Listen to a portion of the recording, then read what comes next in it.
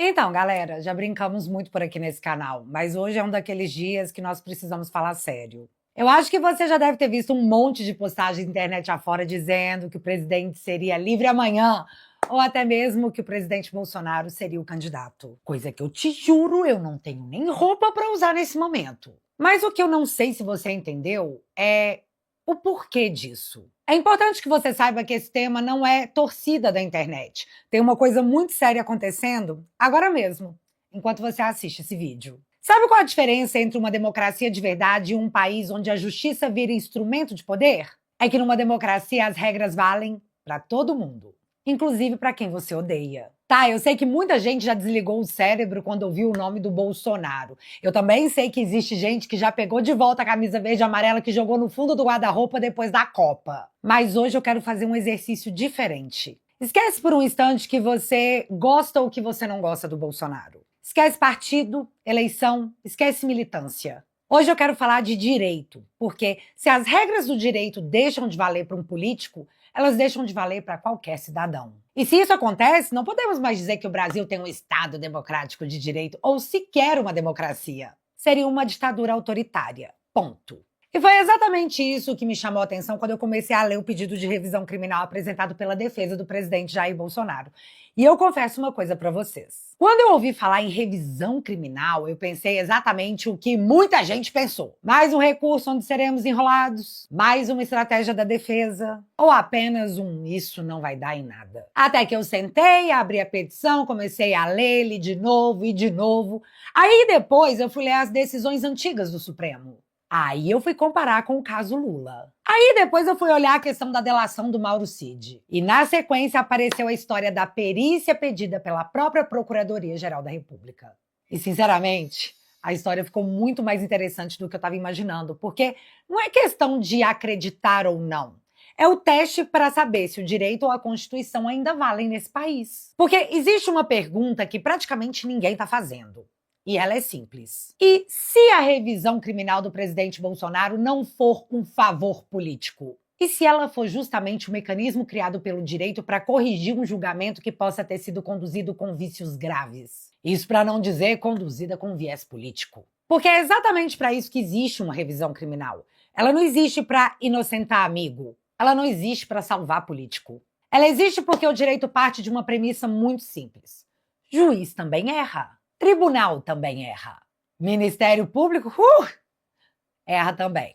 E quando aparecem fatos novos, provas novas ou nulidades extremamente relevantes, existe um instrumento para rever aquela condenação explicitamente injusta, mas politicamente ignorada. Dito isso, deixa eu te fazer uma pergunta. Você lembra por que o Lula teve a sua condenação anulada? Muita gente vai responder na hora. Foi porque o STF soltou o Lula. O que não deixa de ser uma verdade. Só que essa resposta está incompleta, porque o Supremo não disse que o Lula era inocente. O Supremo disse outra coisa, que Curitiba não era o juízo competente para julgar aquele processo. Olha como que isso é importante. Durante anos disseram que Curitiba podia julgar, e depois dizem que não podia não. Olha só. Antes de beneficiar Lula, Fachin, o mesmo juiz que anulou tudo, rejeitou ao menos 10 vezes retirar processos da Lava Jato de Curitiba. Hoje, crítico, Gilmar Mendes defendeu em 2015 superpoderes da Lava Jato.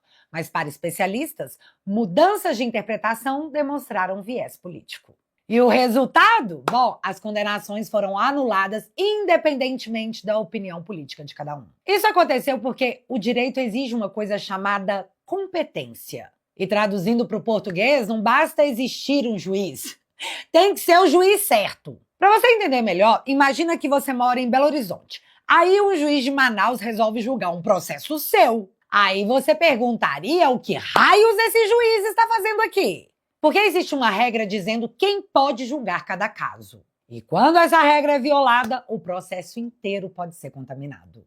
Foi exatamente isso que o Fachin disse que aconteceu com o Lula. E o plenário do STF concordou. E guardem essa informação porque ela vai voltar daqui a pouquinho. Agora vem uma pergunta interessante. Se o Supremo anulou uma condenação porque entendeu que o julgamento aconteceu no lugar errado, será que essa discussão pode existir em outros processos? Sim, e não só pode, como deve. E é exatamente aqui que começa a revisão criminal do presidente Bolsonaro. Só que agora o debate não é Curitiba, é dentro do próprio Supremo. E antes que alguém diga que, mas isso é invenção da defesa. Não, meu amigo, não é. Presta atenção. A despeito de sucessivas emendas regimentais que versaram sobre a questão de qual órgão desta corte pode julgar ações penais, a competência para o julgamento do presidente da República sempre foi e continua sendo do plenário da Casa. Dirão os senhores, é ex-presidente, mas está sendo julgado como tal. Porque se é ex-presidente, deveria ir para o juízo de primeiro grau. Mas está sendo julgado como presidente, está sendo julgado como se presidente fosse, essa ação deveria se iniciar no pleno do Supremo Tribunal Federal. A defesa dedica dezenas de páginas para discutir exatamente esse ponto, a competência. Mas calma, deixa eu dar um exemplo para você entender isso melhor. Imagine que existe um campeonato e a regra diz que toda final vai ser disputada no Maracanã. Todo mundo sabe disso, todo mundo joga sabendo da regra. Só que aí chega justamente a final do seu time e alguém fala que, não, hoje vai ser na quadra do condomínio. A primeira pergunta que você faria seria, mudaram a regra quando? E é exatamente essa a discussão. A defesa afirma que Bolsonaro foi processado originariamente no Supremo porque os fatos imputados estariam ligados ao exercício da presidência da República. Percebeu uma coisa? Mesmo não sendo mais presidente, o argumento utilizado para manter o caso no STF foi justamente que aqueles fatos diziam respeito ao período em que ele ocupava a presidência da República.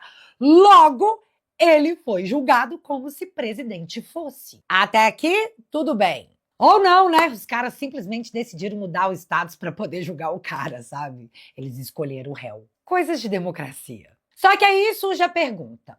Se essa condição foi a que levou o processo para o Supremo, quem deveria julgá-lo dentro do Supremo? Segundo toda a jurisprudência construída na corte por ampla maioria, o plenário.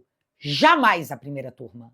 E é aqui que começa uma das discussões mais importantes dessa revisão criminal. Porque, segundo a defesa, houve uma mudança de tratamento. Primeiro, para manter o Bolsonaro no STF. Valeu o raciocínio de que ele era presidente da República à época dos fatos. Mas, para definir quem julgaria dentro do Supremo, ignorando qualquer possibilidade de coerência, para ser enviado para a primeira turma e não ser julgado pelo plenário conforme exige a jurisprudência, esse raciocínio simplesmente deixou de valer.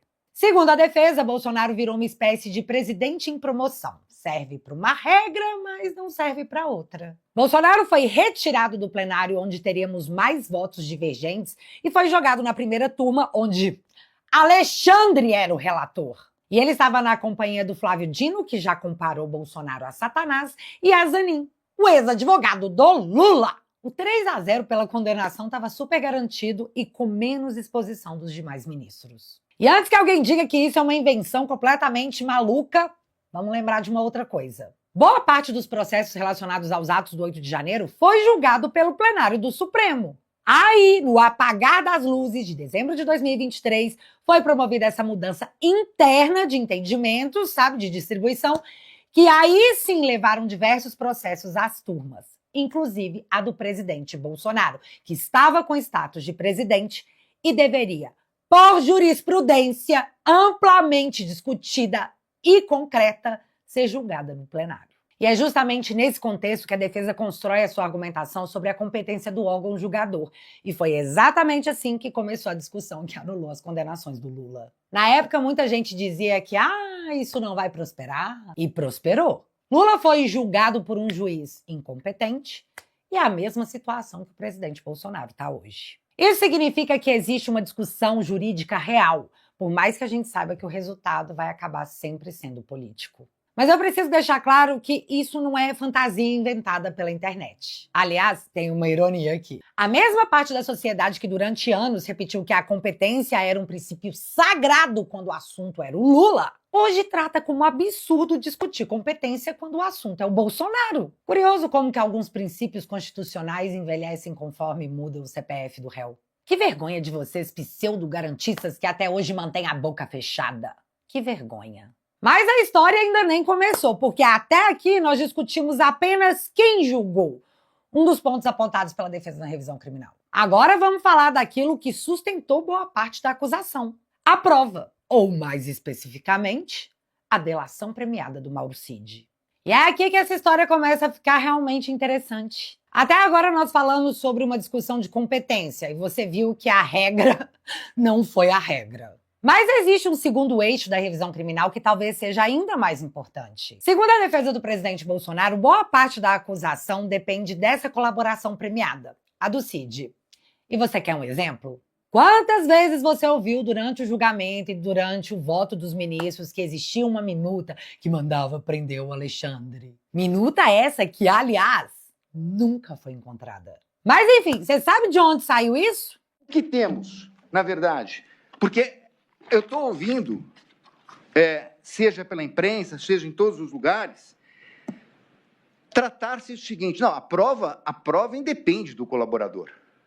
A prova independe do colaborador. A Polícia Federal tem todas as provas. Da onde surge, e aí vamos falar da questão da minuta, da onde surge a questão de prisão de ministros e prisão do ministro Alexandre de Moraes?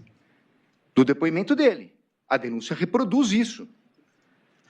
A denúncia fala: confirmou o ajuste realizado por Jair Bolsonaro que mantinha a prisão do ministro Alexandre de Moraes. O tal do enxugar a minuta é do delator. Isso não sou eu que estou dizendo, é a denúncia. Estou citando aqui especificamente a denúncia. Confirmou que recebeu de Felipe Martins a minuta do decreto que detalhava os considerandos. De acordo com o que ele fez adiante, ajustes na minuta, submetendo apenas a prisão do ministro Alexandre de Moraes. Isso aqui é a acusação do Ministério Público, isso aqui é a denúncia. Então não dá para dizer que ele não tem importância, porque da onde tem essa história de prisão? Galera, vocês entendem a gravidade disso? A delação do Cid foi usada como prova para essa história de minuta com pedido de prisão que foi usada no julgamento para condenar pessoas. Em 6/12, Mauro César Barbosa Cid confirma que Jair Messias Bolsonaro recebeu um documento de Felipe Martins consistente em uma minuta de decreto de golpe de Estado com um detalhamento de diversos considerandos, com supostos fundamentos das várias ações que seriam realizadas. Essa minuta, todos se recordam, previa a prisão de alguns ministros do Supremo e do presidente do Senado Federal, o senador Rodrigo Pacheco. Não existem provas disso. Existe apenas a delação do Cid. Por isso, qualquer questionamento relevante sobre a validade da delação passa a ter um peso enorme dentro do processo. E foi justamente isso que começou a acontecer. Vamos para uma cronologia. O primeiro episódio veio com a divulgação de áudios atribuídos ao Mauro Cid pela Veja. Esses áudios foram amplamente noticiados pela imprensa. E neles, o Cid afirma que estaria sofrendo pressão durante as negociações da colaboração, diz que os investigadores alternavam ou direcionavam suas declarações e, em um dos trechos, manifesta a percepção de que o ministro Alexandre de Moraes já teria a decisão formada sobre o caso. Eles queriam que eu falasse coisas que eu não sei, que não aconteceu. Eles não queriam saber a verdade. Eles queriam só que eu confirmasse a narrativa deles. Entendeu? Se eu não colaborar, eu vou pegar 30, 40 anos. Porque eu estou em vacina, eu estou em joia. O Alexandre de Moraes é a lei. Ele prende, ele solta quando ele quiser, como ele quiser. Com o Ministério Público, sem Ministério Público, com acusação, sem acusação. Ele já tem a sentença dele pronta. Só está esperando passar o tempo, o momento que ele achar conveniente, denuncia todo mundo.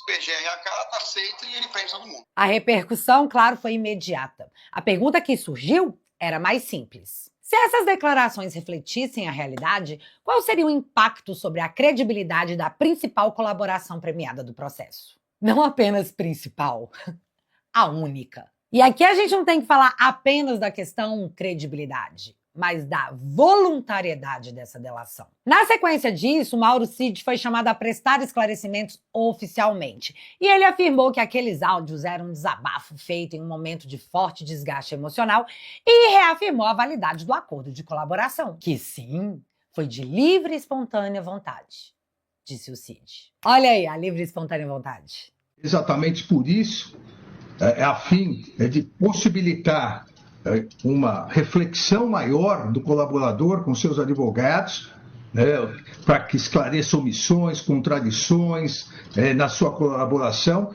sob pena não só da decretação de prisão, como também da cessação da consequente rescisão da colaboração, e eventual rescisão englobará, inclusive, a continuidade das investigações e responsabilização do pai do investigado, de sua esposa e de sua filha maior. Tipo, pensa bem aí, porque você pode levar pra cadeia o seu pai, a sua esposa e a sua filha.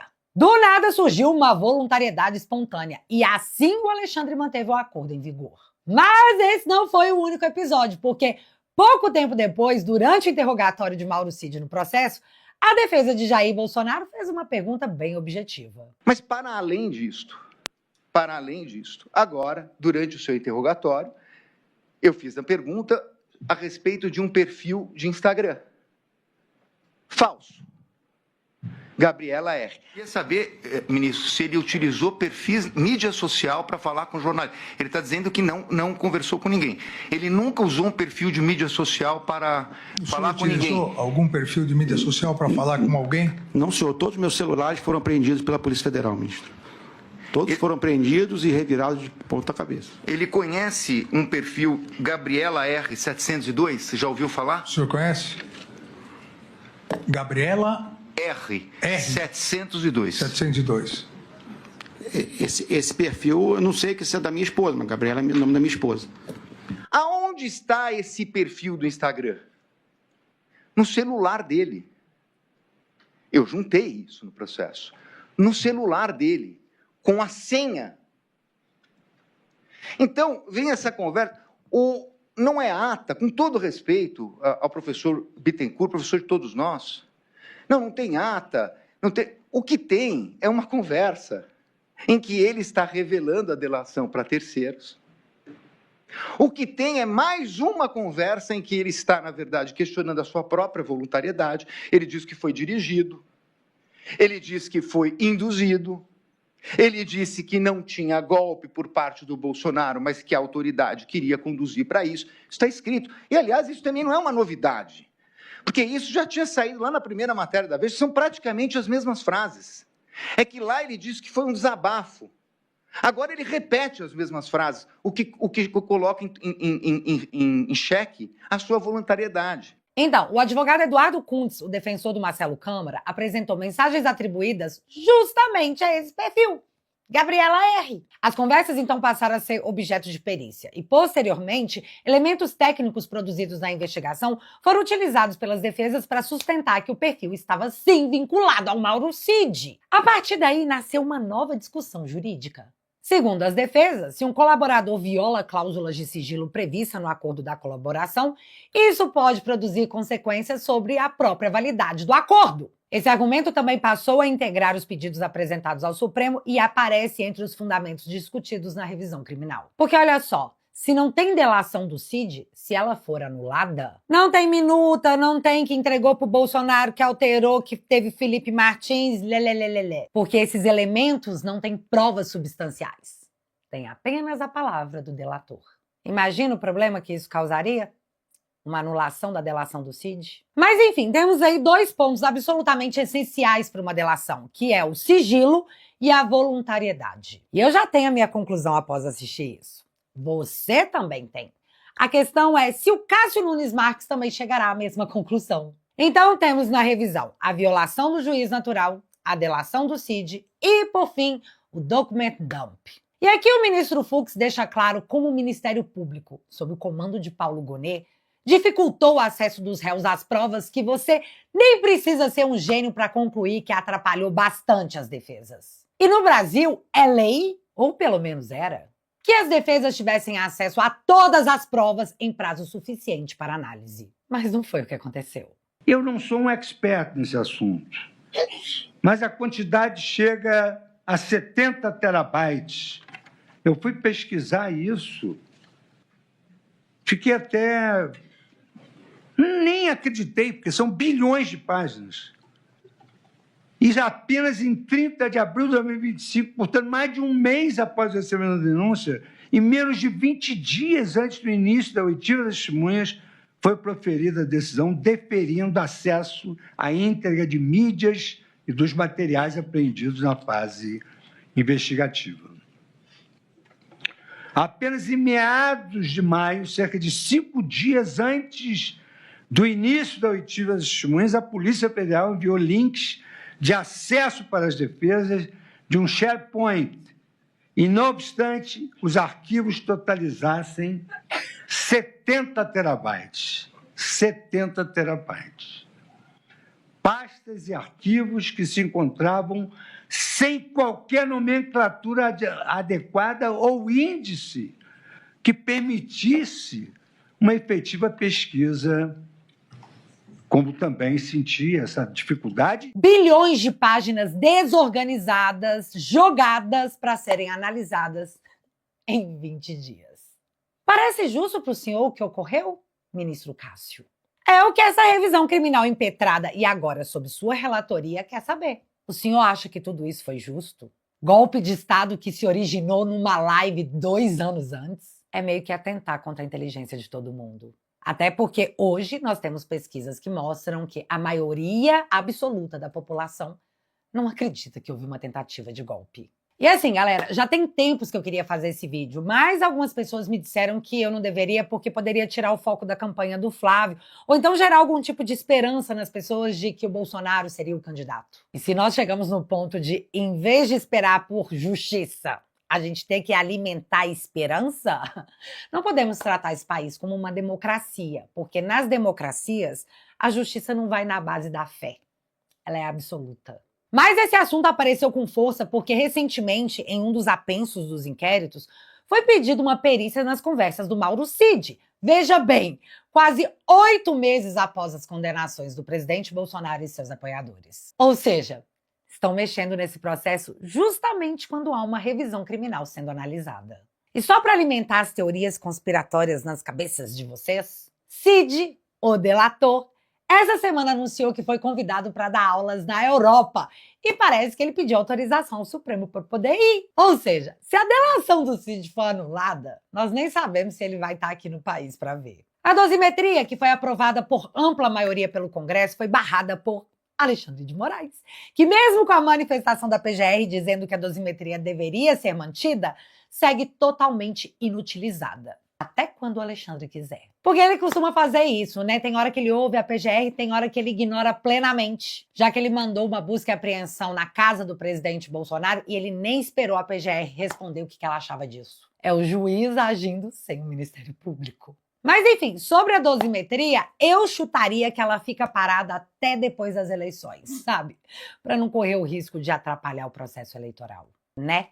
Em 2018, Bolsonaro tomou uma facada. Para 2022, garantiram que o Lula concorresse, daquele jeito que todo mundo viu. Em 2022, prenderam o presidente e o isolaram completamente, sem que ele pudesse se manifestar. E aí é aquele problema, né? Uns chamam de democracia, mas você nunca pode esquecer que, na verdade, é sabor democracia. Igual a gasolina do governo Lula, que agora vai ter 32% de adição de álcool. Mas o imposto que você vai pagar não é de 2/3 de gasolina, é 100%. Fora que parece que o Lula está tentando fazer um favor para os pobres, né? Transformar os carros antigos em flex. Na marra, 1/3 de álcool. É o que vai ter na sua gasolina. Mas tá, voltando ao assunto, Bolsonaro livre amanhã depende de como o Cássio vai avaliar esse processo. Porque numa democracia, talvez a maior demonstração de força da justiça não seja nunca rever um julgamento. Se for o caso, é ter coragem de revisá-lo seguindo as regras do próprio Estado Democrático de Direito, que eles mataram, jurando defender. Aguardando as cenas dos próximos capítulos, que eles estão nos prometendo que pode vir em breve. E antes desse vídeo acabar, eu quero agradecer de coração a Eliana, que se tornou membro fundador aqui do meu canal e deu essa mega moral pro meu trabalho. Obrigada por confiar no projeto, mas mais que isso, obrigada por estar lá na trincheira comigo. Acredita, faz toda a diferença.